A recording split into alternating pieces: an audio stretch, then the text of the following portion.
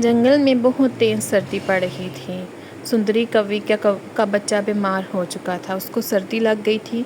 वो उसको डॉक्टर के पास लेकर गई तो डॉक्टर ने बताया कि इसको अंडा दिया जाए। इसको रोज़ाना उबला हुआ अंडा दो ताकि ये ठीक हो सके। इसको सर्दी का नुक्स हो गया है।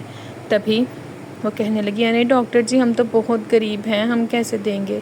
वो कहने लगी, अगर अपने बच्चे को बचाना चाहती हो तो उसको रोज़ाना अंडा दो। सुंदरी कौवी आकर कालू कौवे से कहने लगे, देखो कालू जी, रोज़ाना एक अंडा लाओगे तो हमारा बच्चा बचेगा।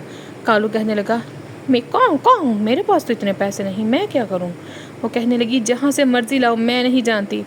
तभी वो बबली कबूतरी की दुकान पर जाकर पूछता है, बबली कबूतरी, मुझे एक अंडा दे दो, जब पैसे होंगे मैं तुम्हें वापस दे दूँगा।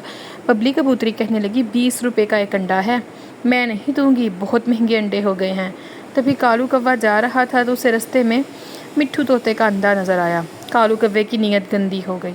उसने वो अंडा उठाया और जाकर सुंदरी को दे दिया। सुंदरी ने वो अंडा पकाकर अपने बच्चे को खिला दिया और बच्चा खाकर सो गया।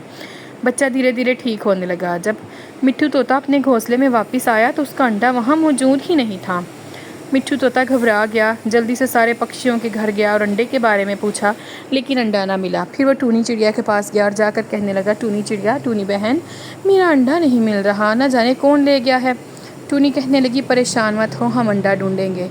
अब रोज़ाना कालू कौवे ने अपना मामूल बना लिया। वो किसी का अंडा उठाता और अपने बच्चे को खिला देता।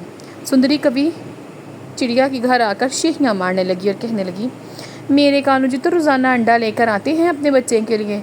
तभी उसने जाकर कबूतरी से पूछा तो कबूतरी ने बताया कि उसने अंडा देने से इनकार कर दिया था। अब उसको शक हो गया।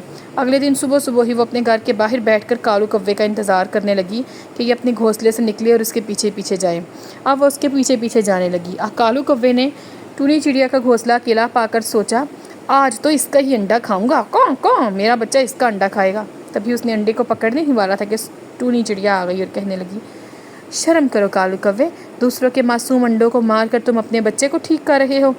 तभी वहाँ पर वो सारे पक्षी आ जाते हैं जिनका अंडा कालू कौवे ने उठाया होता है। टूनी चिड़िया कहती है, मारो इस दुष्ट को, बहुत सारा मारना। फिर टूनी चिड़िया उन सबको मारने लगती है, सारे कालू कौवे को मारते हैं। तभी वहाँ पर सुंदरी कौवी आ जाती है।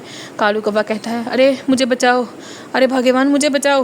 वो कहने लगी, नहीं कालू जी, मैं आपको नहीं बचाऊंगी, आपको शर्म आनी चाहिए थी, आप दूसरों के अंडे चुरा कर लाते थे। फिर कालू ने सबसे माफ़ी मांगी और कहा कि मुझे माफ़ कर दो, मैं आइंदा कभी ऐसा नहीं करूँगा। अगर आप चैनल पर नए हैं तो चैनल को